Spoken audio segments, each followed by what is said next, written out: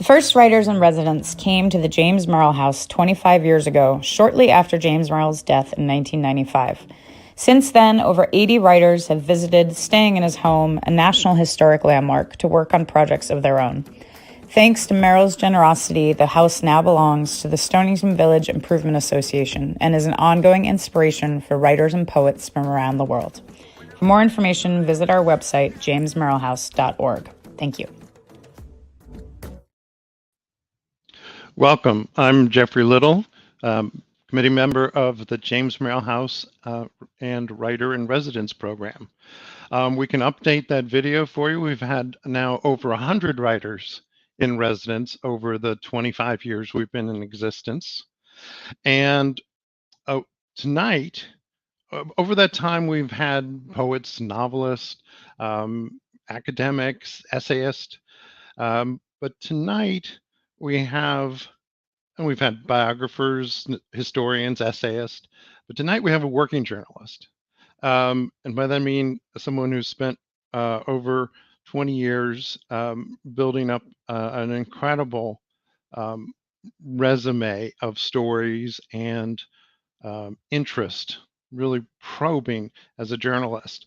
Her work has appeared in Salon, The New Republic, The New York Times, Bloomberg, The Nation, Time Magazine, just of the dozens. And in addition, she's done stints at NPR on All Things Considered, Weekend Morning Edition, and more. Lauren Sandler is our writer in residence now, and we'll welcome her in a moment. I just want to give you a little background on her. She is now, in addition to having been a journalist and continuing to be a journalist, is the author of 3 books, all that focus on and involve really immersive journalism where she is in the story. And today, we're going to talk about narrative nonfiction with Lauren and using her 3 books and other work as examples. Her first book was Righteous, Dispatches from the Evangelical Youth Movement. And the Washington Post called it an intriguing journey into a burgeoning and often contradictory phenomenon. And we'll talk more about how she was a fly on the wall in that book. Her second book is titled One and Only: The Freedom of Having an Only Child and the Joy of Being One. Lauren is an only child and mother to an only child. This book created a wave, if not a tsunami, of criticism and launched a follow-on flurry of articles, other books, and an often heated dialogue. So we'll discuss One and Only. And Lauren's third and most recent book, was published in 2020, is This Is All I Got: A New Mother's Search for Home. And it's a really gut-wrenching look at a young, often unhoused mother, single parent. And Lauren follows her for a year and also spends more time past that year with her subject. It was, among other praise, was named by the New York Times as a notable book of the year in 2020. She had the luck to be published in March 2020 at the dawn of the pandemic. Lauren's essays and features have appeared in many other publications, and in addition to her journalism, Lauren has led the Op-Ed Project's Public Voices Fellowship at Yale, Columbia, UVA, and Dartmouth. And she's taught in the graduate journalism program at NYU, where she's also been a visiting scholar. She was a regular commentator for BBC and has been interviewed on CNN, PBS, CBS, NBC, and of course, public radio. She's a member of the Nation Swell Council. She's been a Poynter Fellow at Yale, a Calderwood Journalism Fellow at the McDowell Colony, Mid-Atlantic Fellow at the Virginia Center for Creative Arts, and a Brown Foundation resident of the Maison Dora Mar in Menard, France. Welcome, Lauren. Wow, what a thorough and generous introduction. Thank you, Jeff. It's reminding me if you just stick around long enough, it mounts up, right? Well, what I didn't mention in the intro is you're here working on a fourth book, so we're going to hopefully get a preview of that. That's what's always exciting in these talks. But welcome to the Merrill House. You're coming to us from the Jackson apartment. We see some of Merrill's and David Jackson's books behind you, and you've recently arrived in Stonington. And I think you've become very quickly virtually a Stonington resident overnight. I mean, this place is fantastic. You have all figured something out right by showing up here. I mean, this morning at the farmer's market, I'm dressed head to toe from the thrift shop. I couldn't help myself. It's just, and the community, it's just so welcoming and wonderful. I feel like I have new friends already. So in addition to the incredible gift of having this space to write and think and plow through a year and a half of reporting, just the joy of being here. It's really something. Great. Well, yes, and I know you've been to Noah's to Buck a Shuck night, so you are a local now. But probably more importantly than being a local of Stonington is your work. Tonight we wanted to talk about narrative nonfiction. You've taught extensively, when you teach, when you think about narrative nonfiction, what's the first thing you would give to your students and even to yourself to hold on to? Oh, that's an interesting question. Well, I think that for me, a lot of how I came to write narrative nonfiction is that, while I write nonfiction and I've had, a long career of being a journalist, and I admire traditional journalism, and also admire the sort of nonfiction where, every chapter is about a different idea or a different person, a different community. I tend to read novels. I'm a fiction reader. And I've always been a pretty obsessive fiction reader. And so I'm really drawn to work that is, as book length and narrative driven and allows you to do that magical thing that fiction does, which is step into another person's experience, another person's feelings, and imagine the world through that lens. I mean, it's the only medium that I think fully exists like that. There are incredible things about radio. I've worked in radio. I started working for Susan Stamberg at NPR, who would always say the pictures look better on the radio, because you can imagine them. But even to imagine, what it's like to fully inhabit someone, that's something that really only the written word can allow for.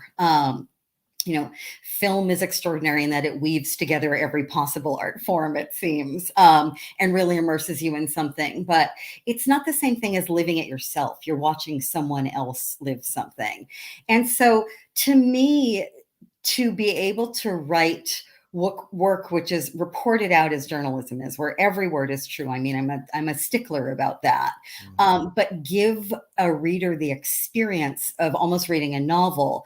That's how I think, we can get into people's hearts and minds in a different way. And because my writing is so social issues oriented, I've done years of op-ed writing and more traditional journalism. I got to a point where I sort of felt like, right, but how do you really get inside people? How do you make them feel? How do you make them see the world differently?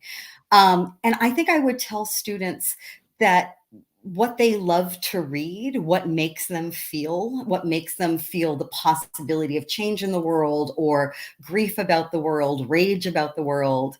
People will often ask me where I get my inspiration, and it's always grief and rage, right? It's how you write about social issues. It's not, this stuff's great out there.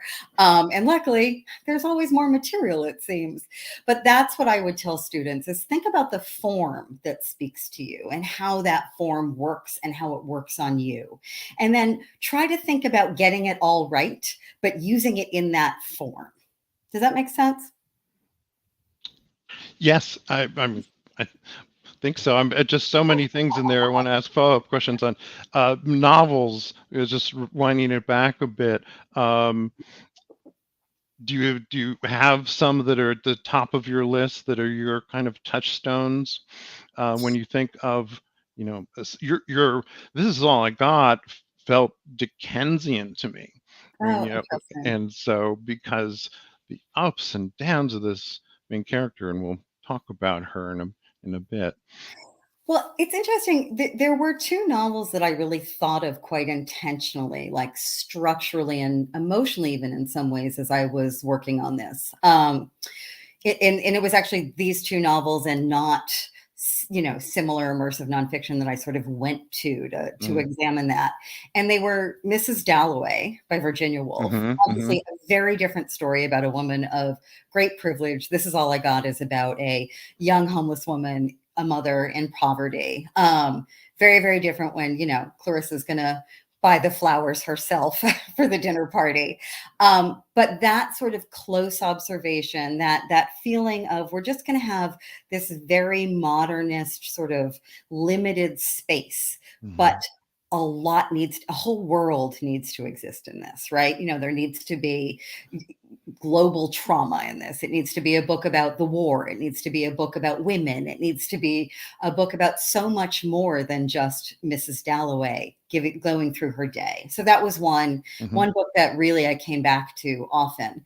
And the other one is Cormac McCarthy's book The Road, which is Mm. his apocalyptic novel about a father and a son who just literally, the novel is one straight line of just every possible thing they encounter as they walk this road of apocalypse.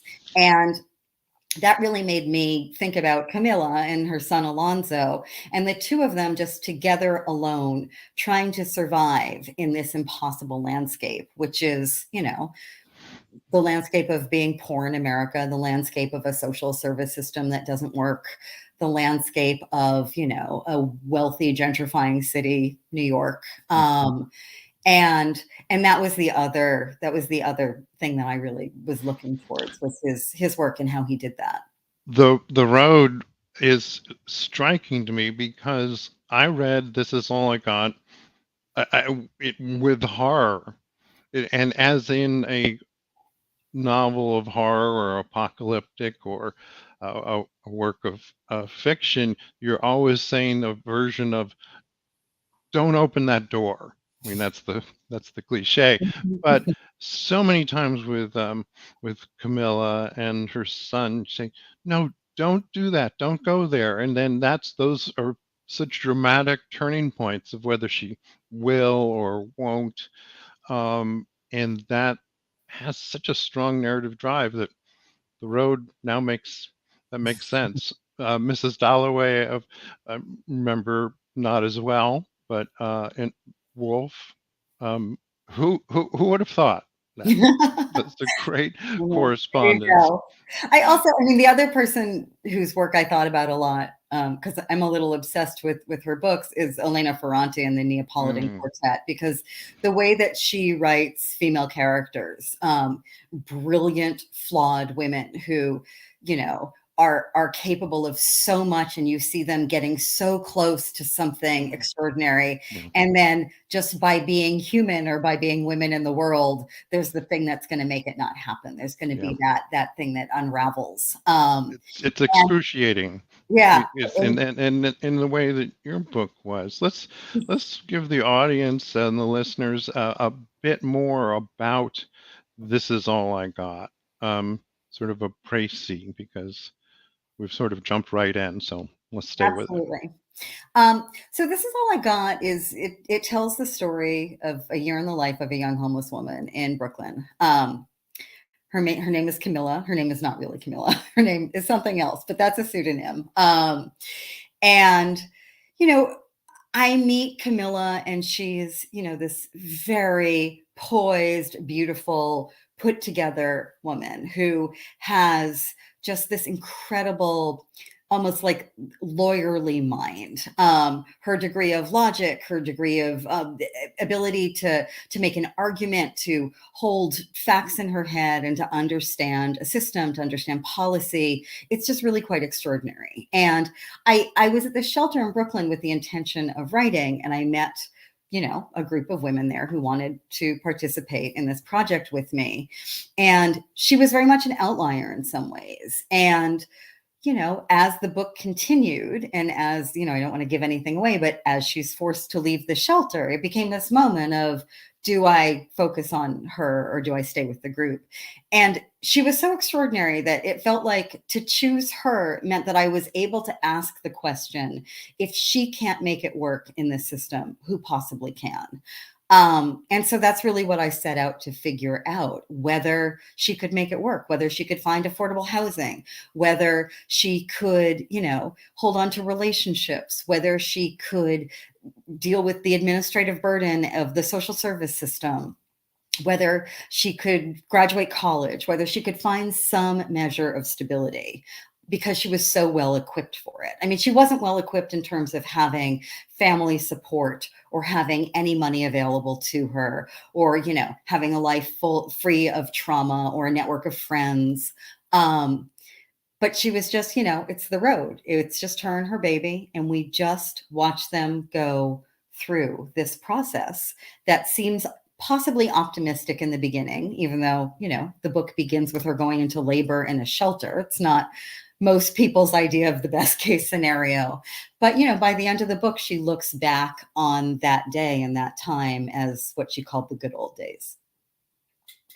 And she, I will also add, there's also a lot of joy in the book. I mean, Yeah. she's really fun. We had a really good time. She's funny. There's like, this all sounds like a little deadly, but it was really important to me also to write a book. Poverty is boring. Poverty is not having access to the things that make life exciting. Poverty is sitting in waiting rooms for hours at a time, and taking the subway for hours at a time, and being in your shelter with curfew at 9 and no one there but your baby. It's not like, like there's a ton in one's life that feels, just sort of rife with intrigue. And so creatively, one of the tricks here for me was writing it like a TikTok, like making sure that it felt like a suspense novel, where the stakes were going to be high, where every minute mattered, and that, where that story just sort of propels you. And so as much as this is, I think a very sad book about very sad realities of life in our very rich country, it's also, I think, a book that is fun and really, really moves. And that's something I'm proud of. Well, it's extraordinary. You are there as a character. You take a little bit more than your first book. You're really objective, third person. I have numbers of questions about how you got into that story. But with Camilla, and This Is All I Got, it seems kismet, because you found her in the shelter, but there's also a sense that she found you. And there are times in the book where you talk about it personally, whether you should help her, how, if at all, crossing that journalistic line, invisible line, and what your role as the observer. And you decided, I think, on the frame of a year, and that year does feel like 10 years. But remind the audience that when you meet her, she's 21 or 22. I mean, quite an extraordinary young woman, and that she does make some strides, and there are moments of joy in life. And although I would say they're fleeting, but they're you're right, because but you only got that by spending day and night with her, and texting with her, and being in such close contact that you were became a confidant in a way. Yeah, I mean, I guess the work that I do is both the best and worst thing you could possibly do if you have boundary issues. um, Okay. I mean, well, first of all, I you didn't ask this question, but a lot of people ask the question, "How did you choose her?" Mhm. And in this work, I don't believe that we fully choose someone. They choose, a subject chooses a journalist and a journalist chooses a subject. There's a chemistry there. It's Mm. a relationship there. And if there isn't that relationship, you can only get so far. And the way that I approach my reporting is, I think, a little different than some people. I'm incredibly open. I feel like, okay, if you're going to tell me everything about you, I'll tell you everything about me. If you are going to give me the privilege of access to your past, what do you want to know about mine? Mm. And honestly, it's a huge amount of hanging out. I asked Camilla very few direct questions while I was Mm. reporting. It's just time, you just spend time. You sit in a waiting room for hours with someone every day and you talk. You sit Mhm. on the subway with someone for hours every day and you talk. It's just that space where you find yourself in relationship with someone. But, obviously you're gonna, I think, unless there's something wrong with you, you're going to care about the person that you're spending all this time with Right. and whose story you want to tell. And so in a situation like this, when there is such difference in privilege and in security and safety, it was hard to figure out where to draw those lines. I mean, I had an argument with a friend who wrote the book The Immortal Life of Henrietta Lacks. When she Mm. found out, Rebecca Skloot, when she found out that I had bought Alonzo a snowsuit because I was worried about him freezing to death in a New York winter, and Camilla had asked her father for a snowsuit for him for Christmas, and I knew she was never getting that snowsuit. I remember Rebecca saying, "You can't do that. The whole point of journalism is figuring out how she's going to get that snowsuit." And I Mhm. just felt like, you know what? Like, I don't need this kid to get frostbite for me to tell this story. I'm not getting them an apartment. I can't get them an Right. apartment. A snowsuit's nothing. And so there were a number of things that aren't by the rules. I did not help her with money. And honestly, I wouldn't have had enough money to really help her because what she needed was an apartment in New York City. Yeah. And I couldn't rent one for her. I'm a writer. I'm married to a photographer. I mean, it's just that sort of math certainly doesn't come through in a book advance. Mhm. At least not the ones that I've been getting. So maybe someday. Um, like the things, it wasn't that I was in a position to radically change her life unless I asked her to come live with me. And Mhm. that was something like that was a really strict line for me. I wasn't going to give her money. I wasn't going to tell her that she could come live with me. And that I just felt like there needed to be a boundary on social media as well to protect her because she wanted her identity protected. And, she's someone who takes a picture of everything that she eats and sticks it on Instagram because she was 22. 22, yeah. um, so yeah, it was tricky, and I definitely got very wrapped up in her. And I felt like I wasn't, it wasn't that I was just getting wrapped up in her so I could get the story. I am wrapped up in her for the same reason that, my husband and kid got wrapped up in her because, we love her. So I think the key then is how do you manage that in the writing? Mhm. How do you let the reader know what the relationship is so that they know how much to trust, and so they can ask questions about what feels legitimate or what feels like it has been refracted through the prism of my presence, which of course we know, like, having a journalist in the room is always going to change something, but then it's a spectrum. And I think that a lot of people think I got too close, and I feel like, how could I not? A lot of critics, friends, family telling you you got too close, Or, I think that there was or concern. I think that there Mhm. was Mhm. concern. How can you write a book that is going to feel credible if you are not following the rules? And I have always been a screw the rules kind of person, especially when it comes to my work. Like if the rules are getting in the way of basic humanity or, the depth of the story I could tell, it just felt like, whose rules are those anyway? Right. I mean, if you're going to be there in where she has a tiny room in this horrible apartment, it's you have to be there. You're Yeah. going to, see that firsthand, but you're also going to be at um, a picnic with her. But her life was so much not a picnic. I felt like I wanted to help her, and it was Good. You're supposed to feel that way. okay. Good. So I didn't have the sociopath response. I had the empathic response.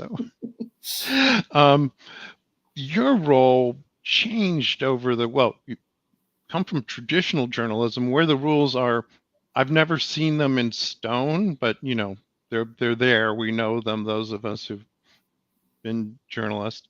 And then over time, it seems that you became a little bit more of a presence, which is interesting to me that you say you're a very open person, but in Righteous, you're not there at all. It's the, except No. as the You're not observer. reading Righteous that I'm a Jewish atheist, feminist, leftist writing a book about the young evangelical right. And there are certainly a few moments where I describe what things feel like. But yeah, I mean, I was a younger writer then, and it was my first book. I wrote it when I was in my late 20s, and I mean, it's interesting. I came into writing not through, like court reporting, but, my mentor was Ellen Willis, who was a great voice in new journalism. She's the first rock critic at the New Yorker. She wrote these massive pieces for Rolling Stone. She wrote brilliant, very kind of the sort of work that came out of the late 60s, right? That sort of like Tom Wolfe moment, that Joan Didion moment where journalism was really being rethought in terms of what literary techniques were being used, what presence of the writer and the writer's perspective was in the reporting. And that's always been my touchstone. And so, within making a freelance career, sometimes that feels appropriate to a publication and sometimes it doesn't. I'm someone who always feels anachronistic. I always wish that I had a time machine, though my editors have put up with that for the most part. But anachronistic in what way? I just feel like, like I should have been doing all my writing in the 70s instead of, the 90s and beyond. That sort of more freewheeling, more experimental way of telling a story is what has always spoken to me. I really value more traditional journalism as a service, but that's never the way I am led to the craft. And so, I think that as I have gotten a little older and gotten my sea legs and my confidence, the longer you do this stuff, the more you can say, screw it to the things that you don't want to do and the ways you don't want to do them. And I think that, it's not a coincidence that This Is All I Got is the book most in line with the sort of writing I always became a writer to do. And I didn't do it until I was in my 40s. And I think that, I think that's another really good lesson for writers. I think there's often this impatience to do what you set out to do out of the gate. And if for some reason that isn't what you are doing, that you should give up. And this is not me in a Pollyanna-ish way saying, don't give up. I am actually saying sometimes you actually need to have had those 20 years on the job to really, really be able to access the sort of writing that you might admire more. Or frankly, sometimes you need more financial freedom to do something that is going to be so consuming or so immersive. There are just all of these ways that I think we privilege youth when it comes to making art and literature. And that, that's not for nothing. I look back at some of my young, angry work and think, God, I had stuff to say, and I had so much energy. And now it sort of feels like, ugh, I guess I'll write Well, another. now, and we can tell now you hardly have any energy at all. I know. But I do think that sometimes you just mature into who you have wanted to be as an artist. And for me, a lot of that was actually sort of owning the work that I do as more art than trade. Journalism is not often thought of as an art form, and literary writing is. And so, I think that sort of seeing craft as craft and finding your place in terms of who you are and what you have to say and how you have to say it, that can be a process. Well, I think that process, I think your middle book, your middle child of books or children, is the one and only child, and you become a bit more of a character in that, but you resist memoir, it seems to me. So Yeah. you are in there, but you're, even though you are an example of exactly what you're writing about, only children, you are discreet and somewhat reticent about your own life and choices you've made.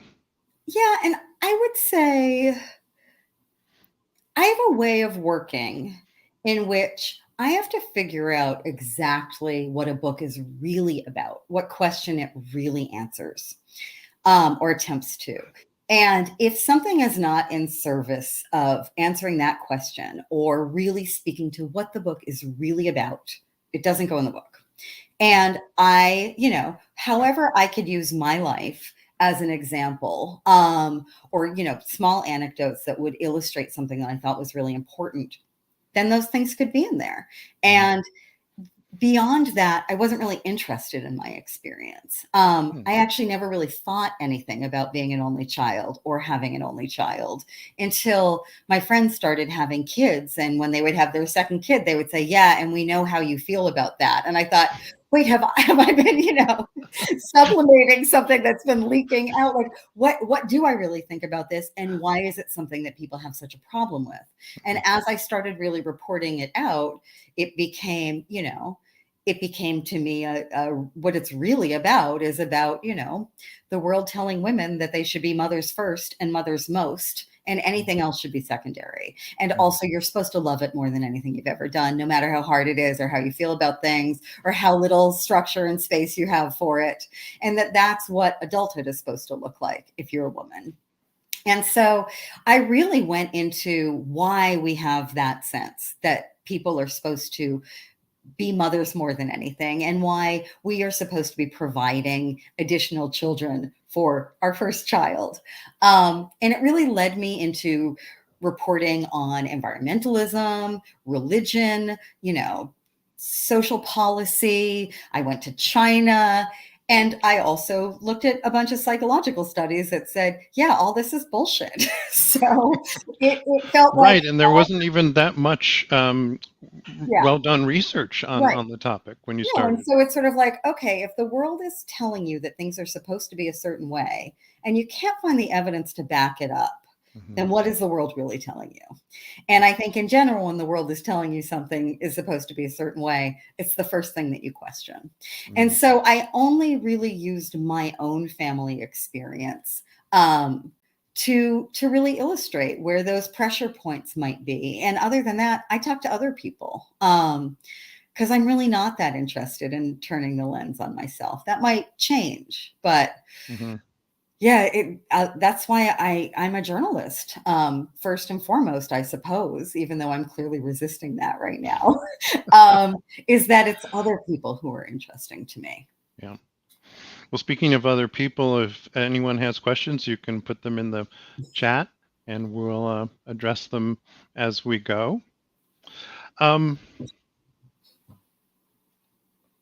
where should you go from here? That's always a question. You answered one of my questions along the way. Oh, don't you hate that? Don't you hate it when you've really like figured out, here's what I'm asking, and then someone just beats you to it? No, I love it. Just makes it easier. But the question I always come up against is what to leave in, what to leave out, and how to do it. I think you've had uh, as all writers who are published deal with editors. Let's forget the agents for now. But the editor saying more of this, less of that.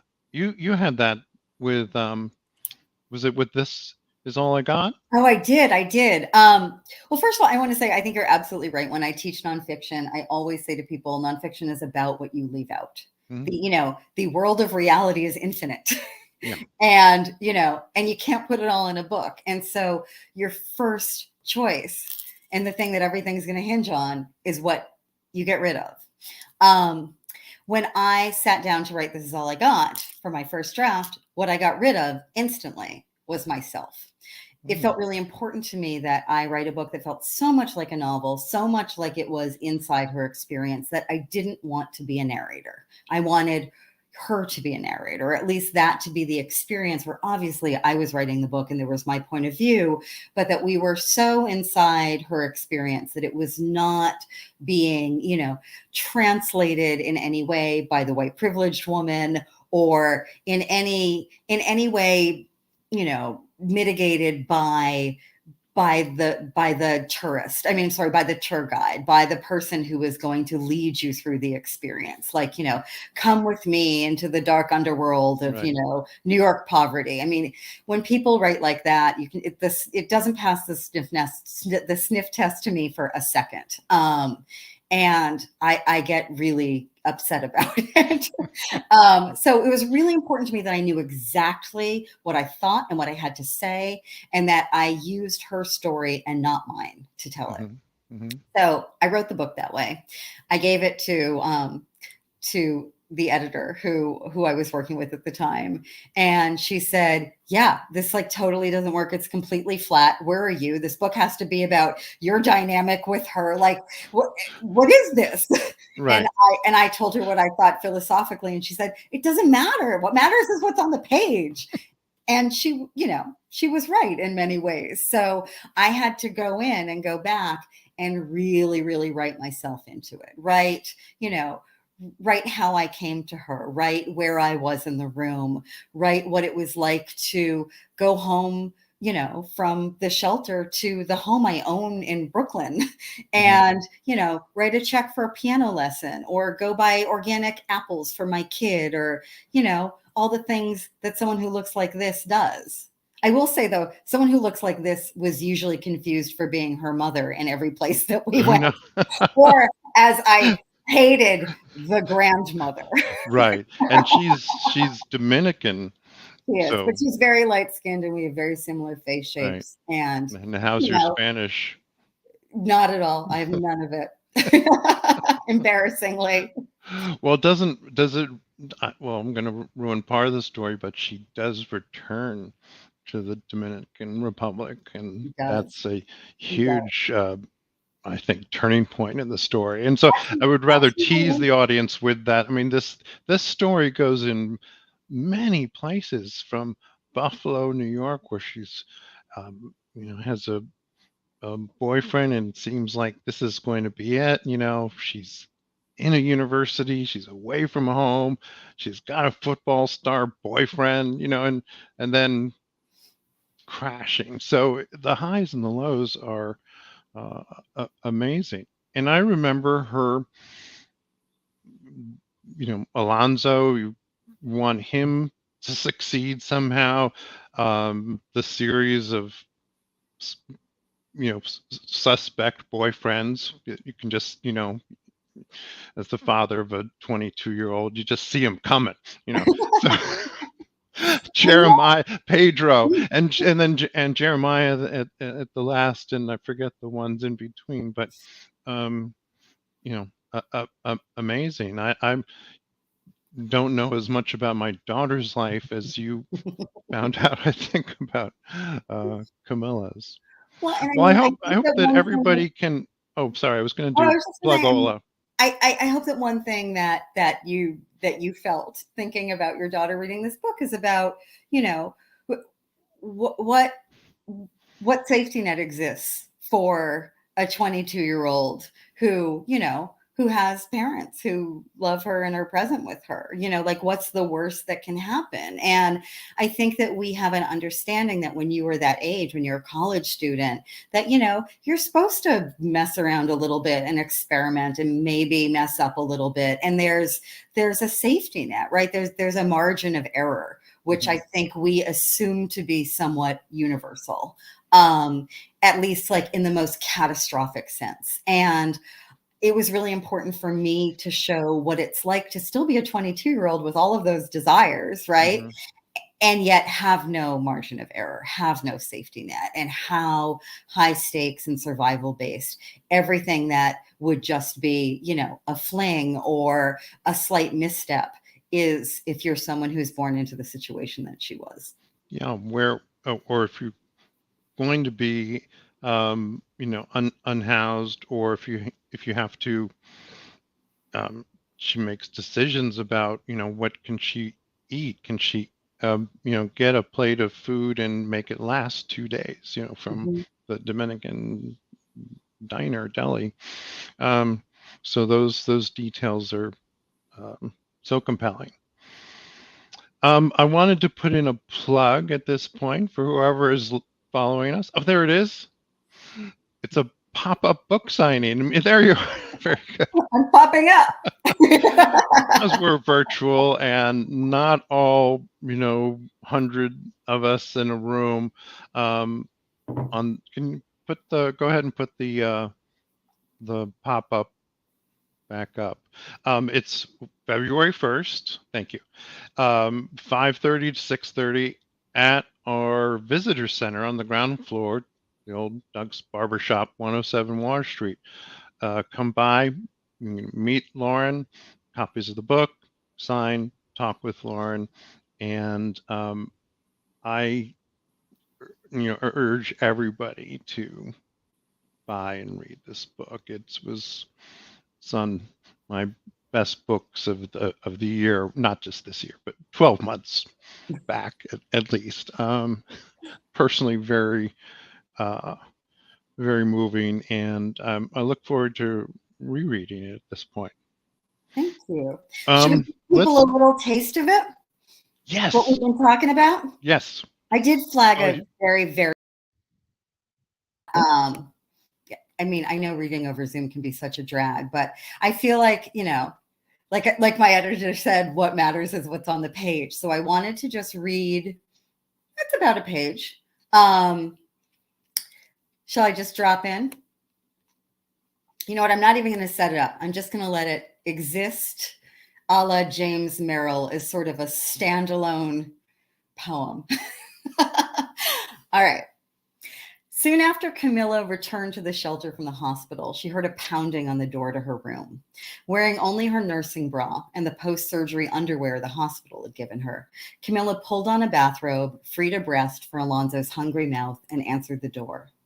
Unexpectedly, her mother stood on the other side. Apparently, her sister Teresa had given her Camilla's address, and whoever was staffing the desk downstairs had decided to let her come up to meet the baby. Geraldine gave her a withering once-over. Get dressed, she said. No one told me you were in a shelter. This is a shelter, right? Why are you breastfeeding? She raised a penciled eyebrow. Her painted face uncannily mirrored her daughter's. The same round eyes, so opaque and dark brown they looked black in the shaded room. The same high cheekbones lifting every expression into a vague haughtiness. The same defiant chin. Camilla always insisted that she looked nothing like her mother, but when I met Geraldine myself, I was stunned by the resemblance. Geraldine marched over to the cabinets above the counter in the kitchenette and flung them open. Seeing no food, she demanded Camilla's food stamp card, snatched it from her daughter's hand, and left. Camilla climbed back into bed. Still lingering in the anesthesia fog from her C-section, she slept soundly. until she heard a cabinet door slam. She heard her mother snap, "You don't have any of the right seasonings. I hate cooking at other people's houses." When Camilla woke up again after a few hours, the room was quiet. The dishes were done, she told me, and the food was gone. Geraldine had evidently cooked a meal, and instead of sharing it with her daughter or leaving it for her to eat after she woke, she just vanished and taken every scrap with her. All she'd left behind was her name on the guest log. That was enough to convince Rose, who ran the shelter, that Camilla had tried to pull one over on her during their intake interview when she said she had no relationship with her mother. If that was the case, then why was she visiting? Rose said she'd met slicksters like Camilla before, and she wasn't having it. If you had a mother, you had a mother, people thought. You had someone to take care of you, somewhere to go. It was rarely that simple for anyone, and it certainly wasn't for Camilla. Her only choice was to define herself as utterly motherless. But to Rose, and probably to most people, such larger truths were no better than lies. So that's a little taste of the sort of writing that we've been talking about. Mm-hmm. Thank you. We probably should have worked that in earlier, but now that was, I think, a good point to maybe turn for a moment to what you're working on while you're here. All right, buckle up. I've never talked about this in any sort of public forum. Well, that's what we specialize in. We want it first and fresh. Yep, you're getting the raw material, which is exactly what I'm working through while I'm here. So my next project is another work of narrative nonfiction, which strives to answer the question, how did we end up at the precipice of civil war in this country? Which I believe we are. Which many people disagree with this, but when you read my book, I don't think you will disagree anymore. The way, though, that I'm writing this as narrative nonfiction is instead of, talking to historians and political scientists and quoting them, instead of looking at, at data sets and presenting them, all the ways that we might possibly represent this, I'm telling the story of one family. So in this family, the father is a Christian nationalist right-wing pastor. He was on Trump's immigration committee and election team, and he purchased Jim and Tammy Faye Baker's old Heritage USA complex, which some of you might remember existing. And that's where he preaches, but he mainly preaches, into Facebook Live. He's been kicked off YouTube, and he believes that God speaks to him in prophecies and that God has told him that we are in a civil war. And he is urging his followers to arm themselves, prepare, and that it's here. The twist is that he has 5 children who have all become leftists. They've all become left-wing artists and activists, and they are very much trying to all stay together as a family. And so, I just spent the holidays with them in North Carolina. I've been to a family wedding in Alabama recently, spending a lot of time with this family and a lot of time watching this pastor sermonize on the internet. And I'm really attempting to, through their family history and through the history of our country that has led to this family history, figure out how on earth we got here. The family very much represents America today in this completely split, very combative sense. And I think as America is trying to figure out how to maintain itself as a country, as a democracy, this family is very much trying to figure out how to maintain itself as a family and even what that means. So I am here at the Merrill House going through a 1.5 years of reporting, trying to figure out what to leave out, what, is central to answering that question, and what details I need to make this story feel as much like a novel as possible without the benefit of having the day and night immersion that I had for my last one. I think of that process of writing my last book almost like method acting, that I internalized for so much that I could just sit down and write so fully, fact checking everything, but, being in there. And this is a far more diffuse, story about the South, about the loss of the Civil War, about the rise of social media, and elements of fascism in our country, and also, a left wing that is very, very defining to a lot of people, which obviously is where I tend to land politically on the spectrum. But there's a very sort of millennial strain of it, which is, very clear in this family. So I have a lot of fondness for the people in this family, and I definitely enjoy spending time with them, but I haven't gone quite as deep yet. We'll see what happens. Are you how did you find them? That's always, how do you, that's Yeah, the get inside. it's funny. I'd heard about this family from some various people before. The oldest daughter is a climate change activist, a very prominent one. And so she's had a very public face, and she's spoken very openly about her family in public. A big part of her story is about what it means to have a father who's a climate change denier. And of course, a big part of my story is what it means to have a father and a daughter who are both prophets of the apocalypse. They're just different apocalypses, and neither one believes that the other one exists. But I heard about them a bit, and then an editor actually sent me a Nick Kristof column in which the kids are speaking out about their dad, and it was just this thunderbolt. And I thought, there's no way that this family is going to let me write about them the way that I want to write about them, but maybe I can find another family that will let me write about them. And somehow, through the process of looking for this family, a friend said, there's someone who I think you might want to talk to. And it was the best friend of the daughter, who's the climate change activist. So it felt like bizarre kismet. And it took a while to win their trust and to, have all 5 siblings and the mother, and begrudgingly the father in many ways, decide that this was something that they could really give themselves over to. Because it's not enough to just have them be comfortable. It's not enough to just have them agree. It's this very intimate work, and you need to really want to show up for it. Again, it's a relationship. It's not simply a choice on a journalist's part. So, I think there's still some wariness among some members of the family, but, like all things, you just hang around long enough and I think show up authentically and genuinely enough as yourself. I'm not hiding anything from them. I'm me. And I think that, once you break bread and do the entire setup for a very big, very homegrown wedding in Perdido, Alabama, and make dinner at Christmas, you just kind of, you roll with it, and people see you for who you are. And so, I'm still very much in process and very much reporting. But it's starting to come together, and I'm really starting to feel like I have a bead here.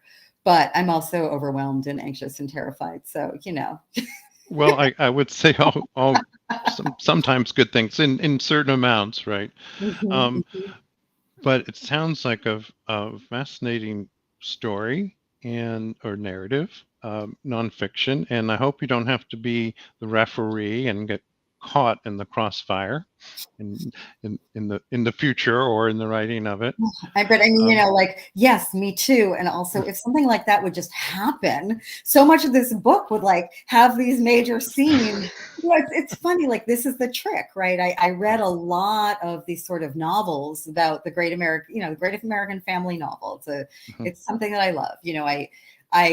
American Pastoral is one of my favorite books. Marilyn Robinson's writing, you sort of go back to these great contemporary works of literature that are really about looking at America through a family. And, and they get to make this stuff up. So, if Philip Roth decides that a bomb needs to go off, then a bomb goes off and this whole book makes sense. I can't just make the bomb go off. And frankly, I don't want the bomb to go off. No bombs. So, yeah, we'll see. We'll see. Oh, good. Do you have a title? Or I have a subtitle. It's so funny. I often... this is all I got was a title that came to me instantly. And I never had a different title thought. It just stuck. But the subtitle was a nightmare. Subtitles always really, really are tricky for me. In this case, I have the subtitle, but not anything that I like for the title. But the subtitle is One family, two Americas, and a world on fire. Now, if anyone has any thoughts for a title, I mean, I have a working title, but I don't even want to say it out loud. I can't stand No, it. don't. My You don't have editor to. can't either. So I'll get there. I'll get there. You know, it's a writer in residency. You don't. You know, we don't extract that much from you. No, I want to extract from people watching. Like, oh, you know what a great title would be? Of course, it's Well, thankless to say that to a writer. maybe you'll come across one on Water Street or back home in Brooklyn. But I'm so glad you're here with us today, and also February 1st for the book signing. And I'm really looking forward to that. I hope that people come and chat, and clearly I can have boundary issues with anyone. So show up. You never know what's going to happen. Well, that's great. Well, thank you so much for this wonderful for me hour. I hope it was good for everybody else.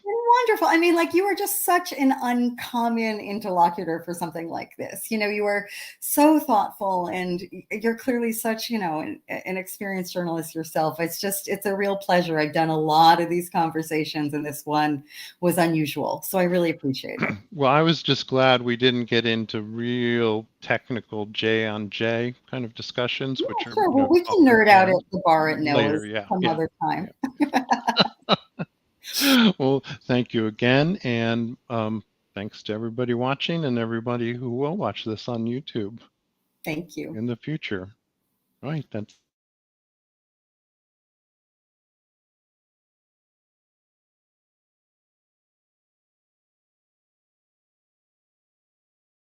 So, hi. Okay. Yeah. Thank you so much, Bergen. It is lovely to see the James Merrill hidden study of 107 behind you. It's very nostalgic. Yes. Yeah. Thanks so much. So this is my new book. It's called The Math Campers. My own novel. It's called These Women. It looks like this. Well, the first thing I'll say is all the dreams are actual dreams. There's nothing worse than a fabricated dream. You can always tell. I normally don't write in first person because of the fact that as soon as you have a narrator, you tend to have somebody listening, or there's an implied audience. I just got to soak up in the atmosphere in that house. You just feel like a writer, and you feel like you're part of this tradition and a community, and it feels like the work is important. Magical things happen when you're looking at Merrill's books. Well, it was a really, really transformative residency for me. It might sound like a bit of an overstatement, but it really wasn't. Merrill's really distinct imagination was present in every detail. Thanks, Brendan. Bye. Enjoy Stonington on my behalf.